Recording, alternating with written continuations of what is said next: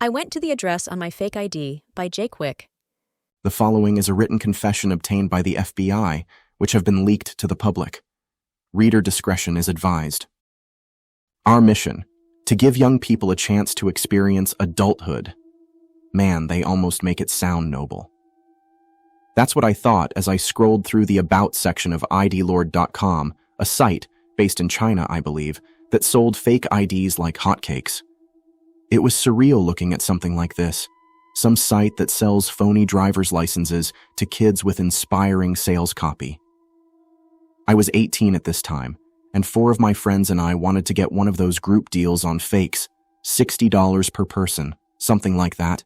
If you went solo, it was north of $100, and since all of us were on board, we thought, what the hell? After doing some research on some shady sites on how best to concoct the info on your fake, I was ready to place my order. Step 1. Use your real first name, but a fake last name. This means that a bouncer won't toss you to the curb after your friends have been calling you Jake the whole time in line, even though the name on your ID says Fabio or some shit.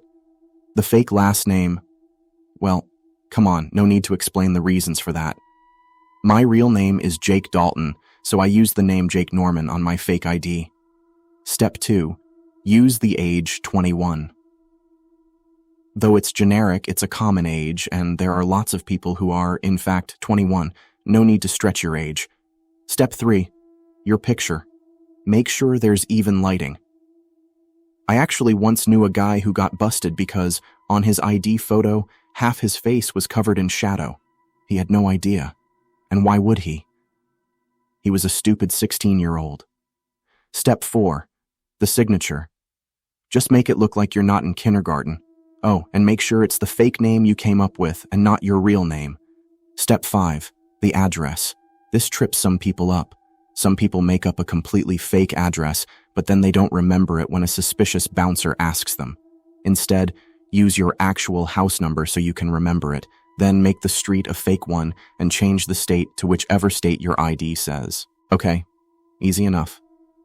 So I got my fake in the mail, checking the mailbox profusely over the next couple of weeks to make sure my parents didn't intercept my package, and it looked great.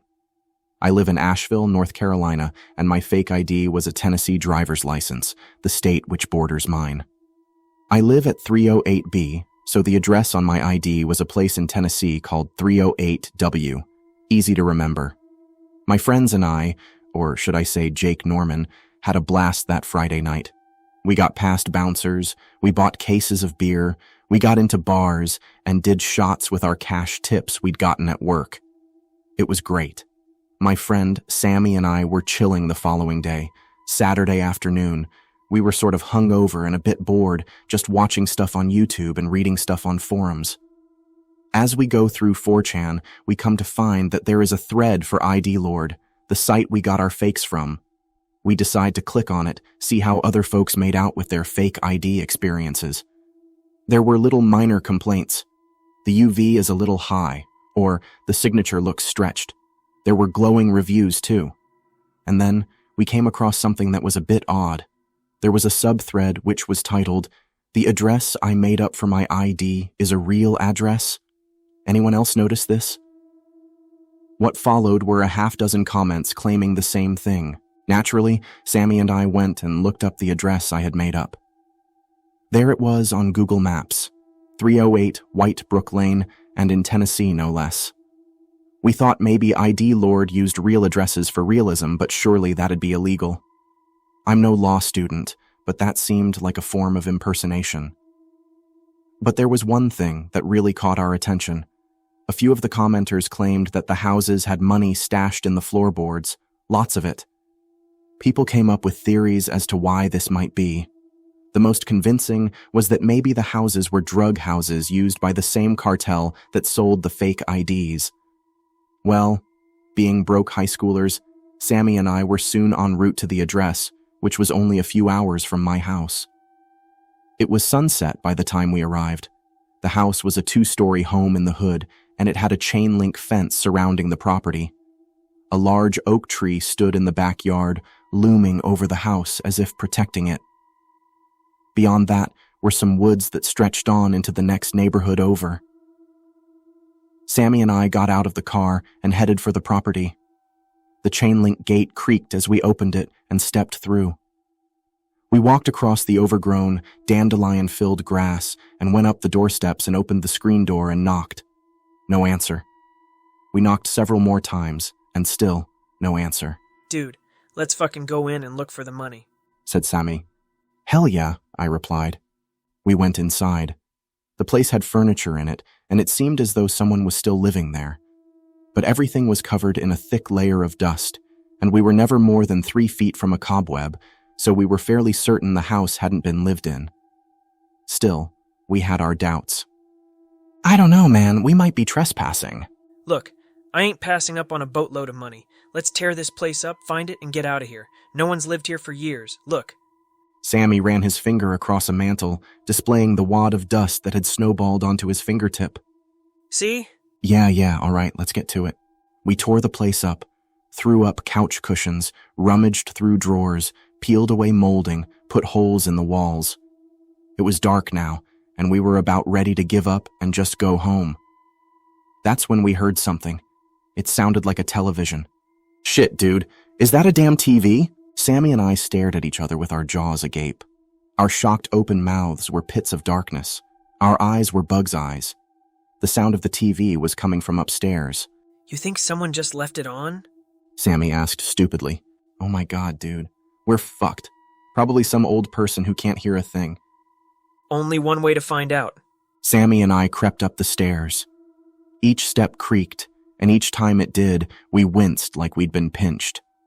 Whatever was playing on the TV was a commercial, but I was pretty sure it was a super long infomercial because it sounded like the same voice had been talking for the past few minutes. We got to the top step, and I, at the forefront, peeked around the corner and gazed down the dark hallway. The hall stretched for about 20 feet, and there was a door at the end. Blue light flickered beyond it. The TV, I presume? I whispered. Sammy and I crept down the hall. Excuse me? I called. Sammy shushed me and slapped my shoulder as his eyes went wide. The hell you doing? We're really sorry for being here, I said, ignoring Sammy. We thought the place was empty. We got the wrong house and... My voice drifted off as we listened for a response. Nothing. We arrived at the end of the hall and pushed the door open. The room was empty.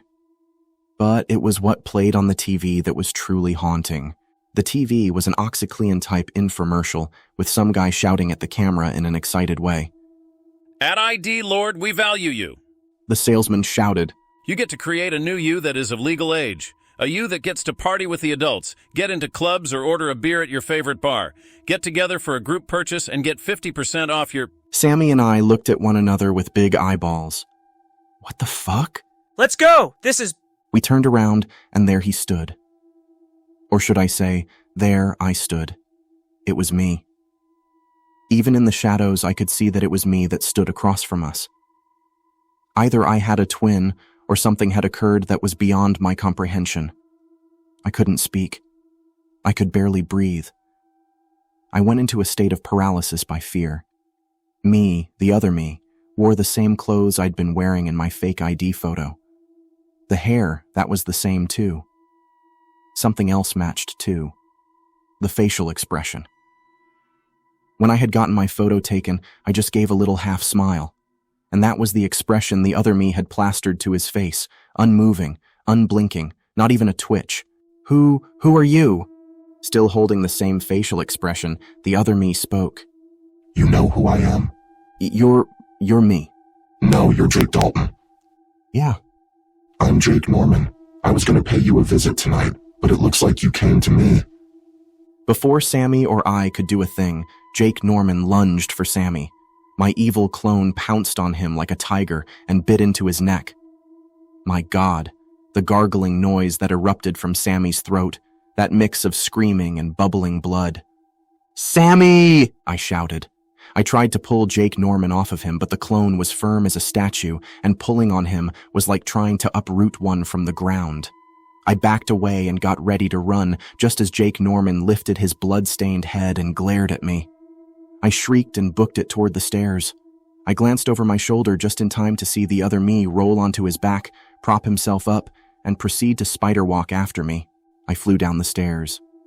The other me did that freaky spider walk down the steps, faster than any human could go in that position. I yanked open the door, ran to my car, and hopped in. As I put the keys in the ignition, Jake Norman slammed his face up against my window and pressed it to the glass, hissing as he ran his tongue along the glass. I started up the car and sped away. I went to the police immediately. I told the cops to go to the house and they'd find his body. When they did, they found nothing, not even a bloodstain. I was suspected for Sammy's disappearance. I was eventually exonerated, but everyone still looks at me like I did it. I know what everyone is thinking. They think I'm a murderer. I think I'm going to have to move, probably to another state. But those are the least of my worries. Jake Norman is still out there. And by God, he's coming for me. I know sooner or later, he'll come looking, and he'll find me. Fact is, I would have been better off in prison.